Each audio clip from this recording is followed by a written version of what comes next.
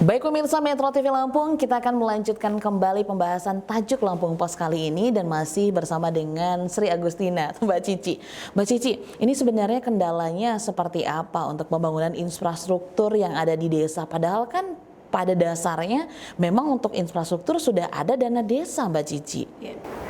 Untuk infrastruktur memang kalau mau dilihat berapa besar dana yang harus dicurahkan infrastruktur itu memang tidak ada serinya, artinya untuk mendapatkan yang ideal itu perlu dana yang sangat besar. Tapi kalau kucuran dana desa ini memang per termin, untuk Lampung tahun 2020 ini kita mendapatkan total 2,2 triliunan ya. Itu untuk di 203 kecamatan yang mencangkup 2.300-an desa. Nah ini dibagi-bagi, ada yang mendapatkan 1 miliar, ada yang di bawah itu. Nah harusnya masyarakat desa, karena ini sudah otomatis kewenangan desa sendiri untuk mengelolanya.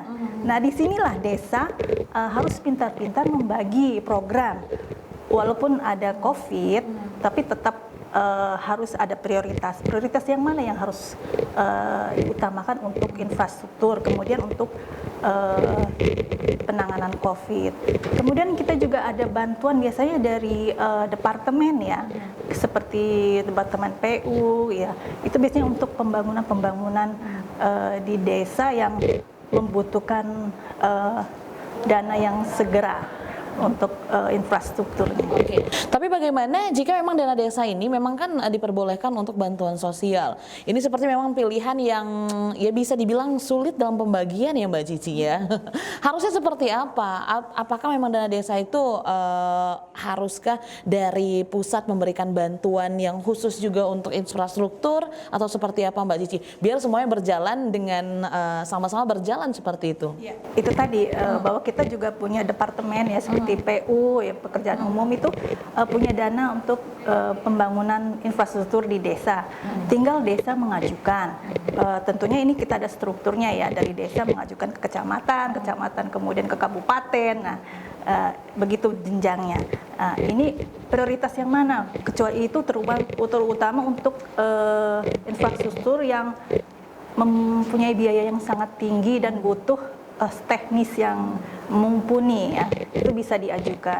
Kemudian untuk dana COVID itu sebenarnya di kabupaten kota juga sudah ada ya instruksi dari presiden bahwa mengutamakan untuk penanggulangan pandemi COVID. Jadi ada bantuan kepada masyarakat. Nah ini juga harus bisa disosialisasikan. Jadi dana desa itu tidak semuanya atau tidak melulu untuk penanganan COVID, jadi bisa dibagi-bagi. Tinggal bagaimana aparatur desa membagi-bagi dana desa ini untuk kemaslahatan dan kenyamanan masyarakat desa itu sendiri. Oke. Tapi bagaimana Lampung Pos melihat saat ini? Apakah memang sudah berjalan dari desa itu untuk mengajukan ke departemen-departemen itu Mbak Cici? Ya. Untuk beberapa desa sudah ada ya, seperti yang di desa di daerah Lampung Utara itu yang mengalami musibah ya, itu juga sudah mengajukan ke pusat ya, ke dinas PU, ke provinsi juga. Jadi ini memang sinkronisasi. Jadi mana yang duluan lah ya istilahnya, mana yang cepat merespon, karena ini memang jembatan ini vital ya untuk masyarakat di sana sebagai akses untuk menuju ke ladang lahan pertanian.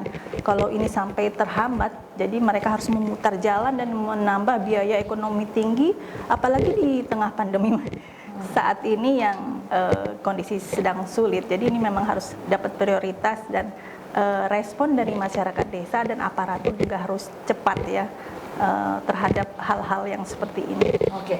Perlu dana tambahan nggak sih sebenarnya Mbak Cici untuk fokus di infrastruktur di desa ini? Karena memang kita melihat yang kejadian jembatan ambrol itu gitu kan, itu memang hal yang harusnya itu benar-benar tidak terjadi karena itu kan memang akses jalan. Disitulah perekonomian dapat tumbuh ketika kita bisa ke sawah atau membawa perekonomian untuk berjualan. Itu harus tidak sih Mbak Cici untuk ada dana khusus tambahan dari pusat?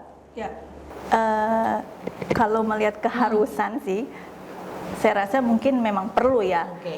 Tapi itu kembali lagi kepada kebutuhan dari desa itu sendiri. Kalau memang itu untuk infrastruktur itu sangat penting dan urgent ya, ya harusnya segera diajukan lagi. Dan minta percepatan. Nah, biasanya melalui wakil-wakil rakyat. Biasanya kan wakil rakyat itu ada daerah pemilihannya. Nah, ketika dia reses dan kunjungan ke desa, ajukanlah masyarakat desa, ini loh yang penting. Jadi sebelum kejadian, sebelum jalan terlalu rusak atau jembatan ambruk, kan sudah melihat, wah ini kayaknya ini perlu perbaikan. Nah, segera itu diajukan. Dan seberapa besar pentingnya infrastruktur itu terhadap perekonomian desa itu juga harus dipaparkan.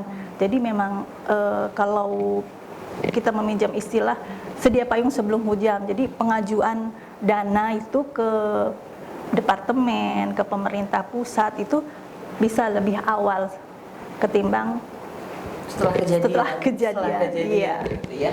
Nah, melihat hal ini berarti memang tidak fokusnya gitu ya. Fokusnya jadi terbelah gitu kan ya. Terpecah, harusnya dana desa untuk infrastruktur desa, pembangunan desa, akhirnya untuk bantuan sosial COVID saat ini. Nah, kalau sudah seperti ini, solusi apa Mbak Cici yang bisa ditawarkan untuk kondisi saat ini? Ya, itu tadi pintar-pintarnya aparatur desa dan masyarakat desa. Dana desa ini biasanya kan dimusyawarahkan ya lewat mubangdes lah ya, musyawarah desa. Di situ seberapa besar untuk porsinya untuk penanganan COVID dan untuk infrastruktur. Karena dua-duanya ini masih kembali ke masyarakat desa, kembali untuk kenyamanan masyarakat desanya. Kalau bantuan COVID dirasa kurang, maka segera minta bantuan ke pemerintah kabupaten kota yang memang sudah menyediakan dana untuk itu. Kemudian yang untuk infrastruktur, jika memang kurang, ajukan juga ke departemen yang memang akan menunjang infrastruktur, pembangunan infrastruktur di desa. Nah itu ya, jadi memang harus pintar-pintar dan cerdasnya masyarakat desa untuk mengelola dana itu sendiri, karena memang sudah diberikan kemandirian ya untuk mengelola keuangan dana desa. Intinya adalah musyawarah dari tingkat desa gitu ya, baru bisa tahu harus ke jenjang apa atau mau mengajukan seperti apa. Seperti itu Mbak Cici ya. Oke, terima kasih Mbak Cici, tapi jangan kemana-mana dulu, nanti kita lanjut lagi untuk membahas trending topik yang ada di 3 platform Lampung Pos lainnya. Pemirsa Metro TV Lampung, jangan kemana-mana, sesaat lagi kami akan kembali untuk membahas trending topik yang ada di lampos.co, Lampung Pos ID, dan juga sai100fm.id. Tetaplah bersama kami.